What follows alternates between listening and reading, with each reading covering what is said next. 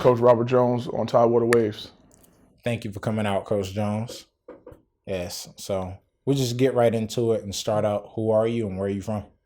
I'm the head men's basketball coach at Norfolk State University currently. I'm originally from South Jamaica, Queens, New York. I came down here in 2007 as an assistant coach, and then 2013 I was elevated to the head coach of the university. Okay, and speaking of elevating, we want to congratulate you and just shed some light on your contract extension. You'll be with Norfolk State until, 2023? Yeah, 2023. Okay. So that was just a testament to the hard work of the coaches, other coaches, the players, and every player that came before, that helped with that contract extension. I never take all the credit myself or anything like that. I think it's a group project, and there's a lot of pieces that go into that. So, that contract extension is really for everyone. It's not just for myself, but I'm excited to be here to 2023. Okay, definitely. Yeah, and we're excited to have you. We followed you and just your successes and your involvement in the community. So we just want to salute you on that first and foremost. So what is it about Norfolk State that you feel is home and why you want to be out here? Well, Norfolk State, from the time I got here in 2007, I think greeted me immediately. I think coming from New York, sometimes sometimes people have already preconceived notions of how you are, and it's tough, it's rough up there, it's cold up there, and coming down here, everybody was just so warm and just welcoming. Maybe it's a little bit of Southern hospitality, but it was a great place. And then throughout the years, you get to meet more people in the community, more people are surrounded around Norfolk State, so people that's within Norfolk State, and it just grows and grows and grows, and then it's just a real family environment. So I fell in love with Norfolk State, and I hope to be here as long as possible, doing some good things. Okay.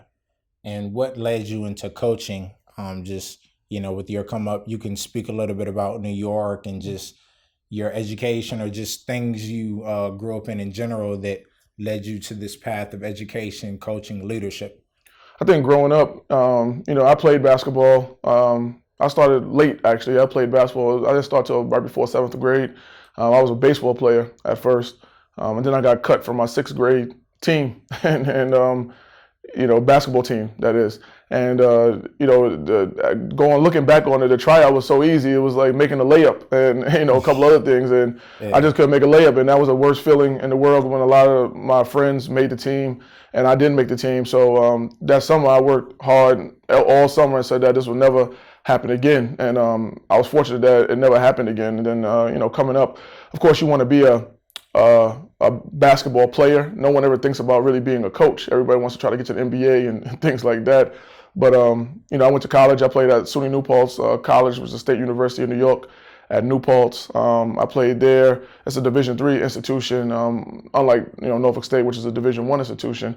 But I was fortunate enough to be a Division III All-American there, and I had a chance to play professionally in France. Now, back then, the money wasn't great, so I turned down that opportunity to just stay here in the States, and I figured that I could make just as much in the States if I stayed. So I stayed here, and then I just got involved in entertainment, and I worked for 50 Cent for a little bit. I worked on the first Lloyd Banks college tour. I was part of the touring, booking agent type thing for him. So I was able to set up some tours and some venues and things like that for all of those guys, for Young Buck, Lloyd Banks, some 50 Cent shows, Tony Yayo, all those guys, when they had their big heyday. So that was good for me because I always liked entertainment. I was in charge of the entertainment committee at SUNY New Paltz for 2 years. And from that, I always said I wanted to do either something in entertainment and sport or sports. While I was doing the 50 Cent touring thing, then I started coaching. Like one of the coaches at New Paltz, he was the assistant coach. He ended up getting a head coach job at Bard College, which is in New York as well. And he kind of tricked me into coming over there and start coaching. He said, "Can you just come over and just practice with my guys and work out?" Because I was a pretty good player, and he wanted those guys to play against good players. So it went from that just to, playing around open gym with those guys to doing practices and doing scouting reports. And the next thing you know, I'm a coach. You look up and I'm a coach. Gone and you like, yeah. And so then it went to being involved in games and traveling on the road and recruiting. And from there, my coaching career kind of took off. I did that for 1 year. I went back to my alma mater, and I was there for 2 years. And then I went to St. Mary's High School, where I got my first head coaching job as a freshman head coach there at St. Mary's. And at that time, Danny Green was who plays for the Lakers now, was a senior there at that school, and we had a couple other Division I players, and we had got to #1 in the country at one point. We were 25-0. The varsity team, that is, that I helped out with was 25-0, and then my freshman team was pretty good too. And then that coach, Tim Cluse, ended up leaving. He went to a junior college at that time, and I was elevated to head coach of that program.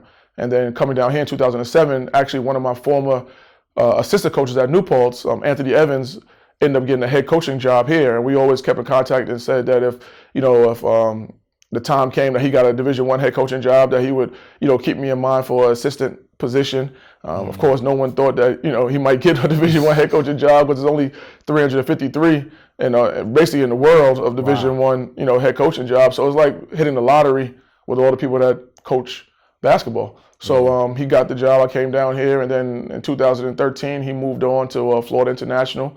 And I was elevated at Norfolk State, and I've been here ever since. And as far as the involvement in the community, I think growing up, in poverty, basically, when you're in a position to give back to the community, I think that you should give back. I think that when, growing up the way I did, I lived in the housing projects.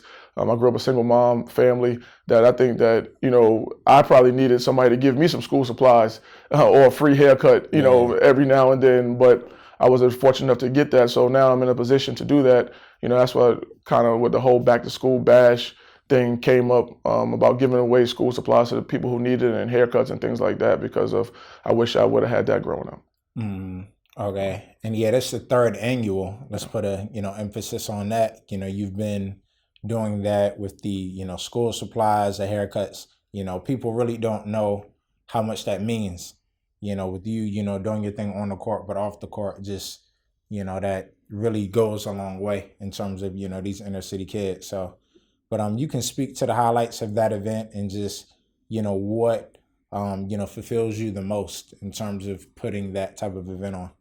Well, with the third annual, it's been growing every year. This year we serviced over 300 kids, whether through haircut or school supplies or whatever, just bounce houses, just a day of fun. And really the highlight for that is to see those kids faces when they get that fresh haircut and they walk out the building feeling just a little bit better about themselves. When they come in and get the school supplies and they say thank you, we appreciate it, and that just kind of warms me, because it's like we put together the event not to really get a lot of media praise or anything like that. We know that comes with the territory, but it really was just out of the goodness of our hearts to give back to the community that supports us. I think that when you're a collegiate team, a university, especially a Division I university, it's important not just to be a good basketball team, but to be a good basketball program. And if you're a good basketball program, that encompasses, giving back to the community. That encompasses, talking to, like we speak at the juvenile detention centers and things like that, to try to give back and try to give them some experiences as men of color giving back, and so that those guys can see a positive man of color that's been in those situations, that found a way out or found a way to be positive. So, I think it's important to do that when you're, a basketball program and not just a team, because a team could be good, a team could be bad. It depends on what's going on, the luck of the draw sometimes. Yeah. But, to be a program, I think you can sustain that as long as possible, and that's what we're really trying to do. Yeah, definitely. It starts with the infrastructure. Yeah, without question, it does. And some of those kids, they become fans. We like to try to keep in contact with those kids as much as we can. Try to get them to come back to a game. I told each and every one of those kids that if they do want to come to a game, please email me and let me know, and I'll give them a ticket to come to the game, because those 6-year-olds, 7-year-olds, 10-year-olds, even teenagers, if they can grow up seeing the brand of Norfolk State basketball, then whether they're good enough to come and play basketball at Norfolk State or not, they might want to come to the university, which enhances the university's enrollment and financials and everything like that. So it's really a whole big circle, big 360 with helping someone with something simple as a book bag or a haircut or a notebook. It could come full circle in the long run, and we look at the whole long-term aspect of it as well. Definitely. Yeah. And with you being a coach, you have to have some type of interest in education, which you've kind of touched on right now. So what are some ways you like to educate these student athletes that you have on the court? Well, I mean, we always emphasize, obviously, with them being student athletes and the student coming first, they have to perform well in the classroom in order to play. There's certain mandates by the NCAA that you have to pass in order to play, and there's certain mandates by us that we hold them to even a little higher standards. There's punishments if you miss class, if you miss study hall, if things like that. It's not just about just going out and performing for those 2 hours of that game, twice a week, 3 times a week, or whatever it might be. But it's about the long-term future, because honestly, a lot of these guys are not going to get to the NBA. We do have a few that have made it, but the majority are not going to make it, and they have to become viable in society. And one of the ways to start their viability in society is, going to school and get some education and hopefully obtaining a degree that they could use in the workforce when they get out. So, we definitely emphasize academics. And then just from a social aspect, we do have people come in and speak to the team that share different stories and things like that. Just try to give them a whole grasp on what life really is, because I tell them all the time, as long as they play for Norfolk State or any collegiate basketball, that's like fantasy land. I mean, everything is paid for. It's like your housing is paid for, your meals, you get 3 meals a day. Your books, everything is paid for. When you get in the real world, you got to go and you got to pay your own rent. You got to get your own food and things like that. So just try to get them prepared for that, because I think you can't get sucked into the fantasy land of being on scholarship, and not really realize that this is not the real world, So we try to bring some guys in to give them real world experience, and from whether it's business people or just random people who might have a story to share, we try to give them a real life experience as well. Okay, definitely. And also, you just recently received the Skip Prosser Award. He's a notable coach and very high award to receive, and you beat out 24 or 25 of the coaches nationwide. I think it was 24, maybe. 24. I'm not sure, honestly. Yeah, something like that. 24, 25 coaches, yeah. Yeah, and you just posted on Instagram with your son, just being, like you were saying, a representation. So, how was that moment for you, just not really receiving the award, but just showing others that, these types of things are possible? Well, I think the Skip Prosser Award, one, like you said, is a national award. So, I was fortunate enough this year to win the Conference Coach of the Year award, and, a couple other awards, Norfolk Sports Club and the District 15 NABC Award, National Coaches Association Award. But Skip Prosser, that award, is a national award, and it's an award that not only shows your merit on the court, but it's supposed to, have moral integrity off the court. And, that was a big award, that someone thought that highly of what we're trying to do, to see that, there is some integrity off the court. Because a lot of times, whether it's fans or outsiders, all they do is look at what you do on the court. No one sees that we had a perfect APR score, which is academic progress rate, for the 2017-18 season. This season hasn't come out yet, but that was the first time in school history for men's basketball. Wow. And congrats. Thanks, appreciate it. But no one sees that. Everyone just sees the 22 wins, the beating Alabama, and things like that. So to get an award that kind of sees everything that we're trying to do with the Skip Prosser Award, I mean, that's one of probably the best award that I got last year. Not taking anything away from any of the other stuff, but that probably was the best award that I got, was the Skip Prosser Award. Gotcha. Okay. Yeah, and speaking of the 22 wins, let's talk a little bit about the athletes and, this upcoming season, and, what you all, plan to do in terms of, you all had a great start. And I know that you all were ranked very high nationally with the NCAA in certain categories. But how do you plan to continue that progress and, just success from last season? Well, the biggest thing that we tell the guys right now is that we're not defending anything. We're not the defending champs or anything like that. We had a good 2018-2019 season, but now we have to figure out how we're going to have a good 2019-2020 season with this team. The teams in our league have changed. We've changed. We have 10 new players. Other teams in the league gotten some new players, some new recruits. So, we just have to be the best team that we can be this year. Now, I do think, although we lost a lot of guys to graduation and things like that, I do think that we have some good talent this year. I think that our talent might even be better than last year's talent. Now, our experience is lower than last year, so that's a big factor. But I think our talent is pretty good. We got some pretty good size. We got some 6'10" guys, some 6'8" guys, and a lot of those guys came because they saw the success that we had last year. They saw us beating Alabama on national TV, and they wanted to be a part of the success. I think right now in the preseason, a lot of those guys are seeing what it feels like to get that. Because I tell them all the time, everybody wants what it looks like, but not everybody wants what it feels like. Everybody sees the win on TV and everybody jumping up and down and the jubilation and things like that. But no one sees that these guys are running miles, in the preseason, and they're doing line sprints in the preseason. They're lifting weights 4 times a week and things like that. No one sees that, but now the guys who are coming in, they're feeling that, and they have to embrace what it feels like so they can eventually get what it looks like. Yeah, I like how you put that. Yeah, never really thought about it that way, but yeah. Yeah, I mean, everybody likes what it looks like, but nobody wants what it feels like, because it feels different, waking up, 6 a.m., doing beach workouts and things like that. But those guys, I mean, one thing I will say about the team, they are all kind of embracing it. Whether they're a little sore from time to time, they're all embracing it, and I think they all understand.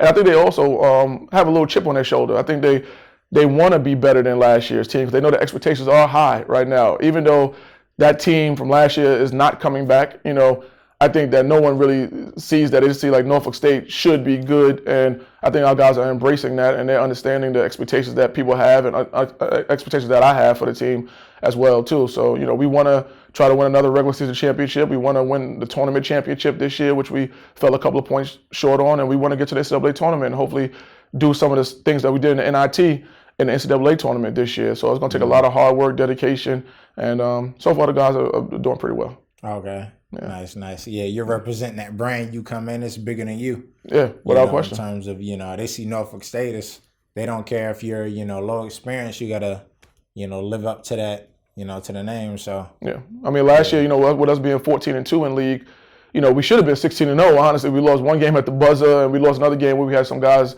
that were suspended. So we could have easily been 16-0. So that means, every team, would have lost to us. So, even with 14 wins, there's a lot of teams that didn't beat us last year. So those teams are chomping at the bit, and they don't care. It's like growing up. It's like, you might have a problem with a younger, your younger brother, older brother, and older brother's not around anymore. So it's like the younger brother's there. So we're going to go try to get the younger brother to send a message. And that's what they try to do now. Like, they don't care that, the guy like Derek Jameson and Jordan Butler and those guys are not there anymore. They just care about who's here now, and they're going to try to make up for what they didn't do last year. So, guys have to be ready for that challenge. Okay.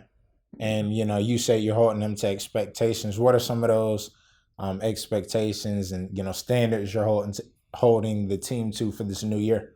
Well, I think that just myself, I expect to win. I think that I try to rub that off on the guys as much as possible, no matter who we play.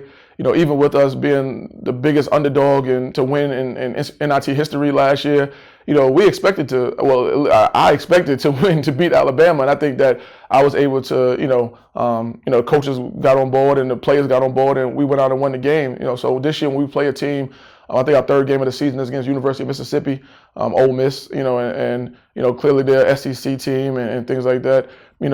Whether we go and we win or not, it's to be determined. That's a 50-50 matchup, But we're going to expect to win. We're not walking into places and already being defeated right away, which I know some programs at a smaller level, it kind of like it's a mind trick. You go in somewhere and you say, oh, we play Kentucky. We can't beat them. Slack off, yeah. But I think that we try to breed to our guys that this is a winning culture. We have the fourth most wins in the state of Virginia since 2011, 2012, only behind VCU, UVA, and then Old Dominion jumped us a couple years ago, but we were ahead of them as well. So that's a big standard to uphold. The standard is the standard. It doesn't matter who's wearing those uniforms. The standard is not going to change. No matter if we're, like I said, an inexperienced team or anything like that, the standard is the standard. We expect to win. We expect to compete for championships. And that's just the Norfolk State standard as long as I'm there. Yeah, definitely. So, we can't wait to see what you all have, coming for the season. Again, coming off of a great last season, even the beginning, the later half. So, but, also recruiting, what is, like you said that, some of the I guess, recruiting spike when, you all beat Alabama. Yeah. So how do you all handle that and kind of, go through that process? Well, I think, we got some kids that we probably, in a sense, and people put in quotes, shouldn't have, who probably could have played at other levels, but because of, that win, they see that Norfolk State is a viable option, no matter, what any might view or anything like that. I think, we got a 6'10" kid from Greece, Estrasios Kalagetis. Hopefully I said his name right. But, he's a super skilled big, he's 6'10", but he can shoot the three. He got some post moves. He's a great passer. We got another kid, Yoro Sidibe. He's from Senegal. He's super athletic kid, 6'7", 6'8", can play guard and forward.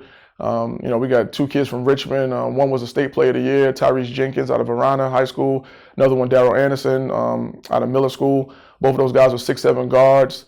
Also this year we had a kid sitting out from the University of St. Louis. He was there last year, but he'll be eligible to play this year. Jermaine Bishop. We look for him to be like one of the best players in the league, right away. And then we have other kids from the junior college ranks. We have a kid, Spirit Ricks, from California, who made the trek all the way across country to play for Norfolk State. He's 6'8" kid that could have probably played some other places as well. Kashawn Hicks is a graduate transfer that came from Central Connecticut. And, we look forward to all these guys playing. We have two great walk-ons, and Caleb Dawkins, who went to Grassfield High School, and Jared White, who went to Bowie High School in Maryland. So, I think top to bottom, we're very talented. It's just kind of still molding those pieces and getting ready for the season. Also, I forgot about Devontae Carter. He's from Newport News, so another 757 product. He was very highly recruited out of high school, likes of Florida State, Creighton, things like that. And he went to junior college and he came here. So, we're excited about this team. You ain't miss nobody, did you? You done ran through the whole list. Yeah, I hope I didn't miss it, but I think that's 10. I'm going in my mind, and thinking, but I think that's everybody. If I miss somebody, they know I love them, so it's okay. That's all that matters. Yeah, that's all that matters. Word. Yeah, I'm glad you brought that up in terms of the talent and being able to play at the next level, because there's this kind of movement going on, or just, with HBCUs and, taking the talent from those schools and bringing them to, historically Black colleges, universities. So how do you feel about the importance of an HBCU and just, you all having that talent to just represent the school? I think with HBCUs, there's a negative connotation sometimes when it comes to athletics, or even just in general, for whatever reason. Some people might say it's racist. Some people, just say, resources or whatever it might be. But I do think that there's a sense of pride when you go to a HBCU. I didn't go to a HBCU, but being at a HBCU now for 13th season coming up, I can see the sense of pride that people have about their school, which is similar to any PWIs or anything like that out there. And also, I think for a lot of these kids, to be around, people like themselves, that they look and they see like, the same color, the same way of talking, same dress, same everything that they see, but also they're trying to do something with their lives too. Like all these kids, they might be at HBCU and it's, predominantly African Americans, but everybody is striving towards a goal. Everybody is striving towards, hopefully becoming something of themselves, and graduating and things like that. A lot of times with these kids growing up, they're surrounded by predominantly, African Americans, but everybody's not positive. You got, drug dealers, you got killers, you got people that's just not doing the right things with their lives, and to come somewhere to see that most people are trying to strive for something better, I think is a huge, confident boost for these kids. And, usually they go out and become successful adults. So I do think the HBCU is important. And then even with the whole athletics of it, although we're HBCU, we never really talk about the HBCU in our recruiting meetings per se. Of course, everybody knows when they come here with HBCU, but we try to say that we're one of the better programs in the country. I like that. And it's like we're going to try to do whatever that program over there is doing. We're going to try to do the same. If that program is giving you 6 pairs of sneakers, we're going to try to give you 6 pairs of sneakers. And if they're doing 3 uniforms, we're going to do 3 uniforms. Because I never want the guys to feel like that they're less than, which people try to make HBCUs Secondary. like a secondary institution or secondary athletics and stuff like that. Like, no, everything that they get, we're going to get. Like the same drills that they do, we're going to do. The same way expectations that they have, we're going to have. So like, I think that's been, successful for us building this program and building it to the level that it's at now, is that we're not going to compromise because we're HBCU. That's not in, that's not in my vocabulary. That's not in my thought process. If anything, like I said, we're going to do everything that the other schools do, and we're going to compete just as hard as they're going to compete. For sure. Yeah, but I like the direction you're going in because, a lot of people kind of get caught up in it. It's, great to represent and stand on, HBCU and put on for that. But, it's kind of like people saying, yeah, we're the Duke of HBCUs. It's like, nah, it's all in one group. Yeah. You can't take it out of that and, kind of lower your rank in a sense. Yeah, we're never going to say that we're the Duke or we're the Kentucky of HBCUs or anything like that. That just sounds weird. And I know some programs, some schools do that because, with basketball, in football, there's two different levels of Division I. There's FCS, which our football team plays at and other teams in our conference play at. And there's FBS, with, your Alabamas and your Florida States of the world. And it's like, those are like light years apart, for many different reasons. But with basketball, there's only one division. So like, that's the way I feel. It's like, it's Division I. It's not Division I FCS. It's not Division I FBS, anything like that. Like when we go to the NCAA tournament, or the NIT, we're going to play Alabama. Like we're not going to play, I don't even know an FCS school like Coastal Carolina or something like that. We're not going to play one of those schools. We're going to play, one of the big boys. So if we're going to play a big boy eventually, we got to carry ourselves and get in that mentality that we're just as big as them. And the old connotation goes, they put their shoes on the same way, you put your shoes on, they put your pants on. And I know a lot of times people just look at that like, oh, that's just cliche and stuff like that. But there's really some truth to that. Yeah.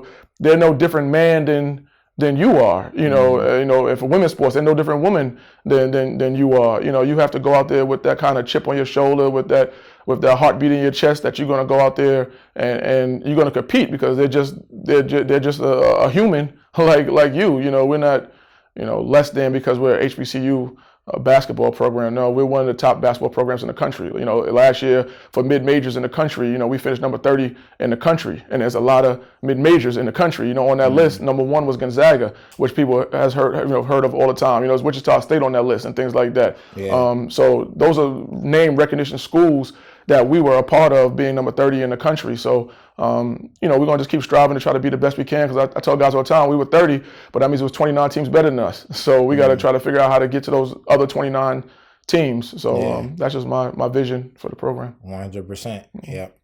And what are some of your, motivations, or who are some of your inspirations to do what you're doing, whether it be the basketball, everyday life, or just, on the court or off the court? Well, my biggest motivation is my son. I would say, I want to provide for him more than, I ever got, and without spoiling him. Like I tell him, it's one thing to be spoiled, it's one thing to be privileged, and I think that, I want to try to, make him as privileged as he can be, not giving him everything he wants, but, everything that he needs. I think sometimes growing up. Accessible, yeah. Exactly. Like, sometimes I didn't have everything that I needed. Forget about want. Sometimes, you didn't have food and things like that. And last time I checked, food is a necessity.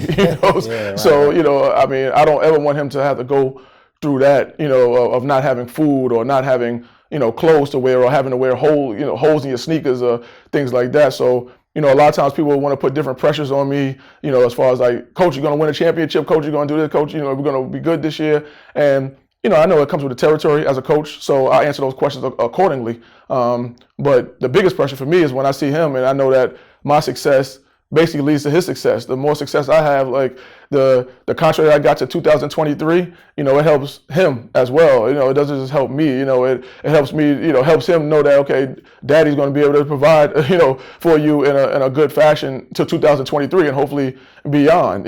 So. He's my biggest motivation. Every time I look at him, I get motivated to go and try to be better. And I try to push him to be better in whatever he wants to do too. Now he's starting to play basketball. I never forced him to play basketball because I didn't want him to play because of me, Right. whether as a coach or what I did as a player that he might hear some of my friends talk about and things like that. But now that he's starting to like it, I want to push him to try to be the best that he can be, and try to give him all the resources that I never had, that I'm able to give, so he can be the best that he can be, being that he wants to play. So that's the biggest motivation. And then a secondary motivation I would say is this: my mom passed away in 2011, so she never got a chance to see all of this in the living state. I know hopefully she sees it from above, but just I know everything she instilled in me. Hard work. My mom wasn't scared of anything. So that's kind of instilled in me that I'm just not afraid of anything. I'm not afraid of the moment. I'm not afraid of people. I'm not afraid of going to coach in front of 10,000 people or anything like that, because it's like she always said, don't be afraid of anything. So that's I would say my secondary motivation is to try to keep making her proud from the heavens. So I got a motivation that's down here on earth, and I got a motivation that's in the heavens. So those are my two biggest motivations. And then I would say if there is a third thing, just to try to the competitive nature in me, I just want to be as successful as I can be. I want, because a lot of times people can view you whether good or bad, from a personality standpoint, or their preconceived notion of you as a person. But the one thing no one could say, or could take away is that, if you're winning as a coach, or you have a winning record, or, I've been fortunate enough to be the all-time winningest coach at Norfolk State for Division I, no one could take that away from you, said that he didn't win or he wasn't good. Like the numbers are the numbers. Yeah, numbers don't lie. The numbers are the numbers. Yeah. So, that's like my biggest motivation, is that whenever I leave Norfolk State, that people can say that, he was a good coach for Norfolk State and he won. So those are my main motivations. Okay. And then, lastly, I want to talk about, I was going to bring this up earlier, but we got into some other conversation. Okay.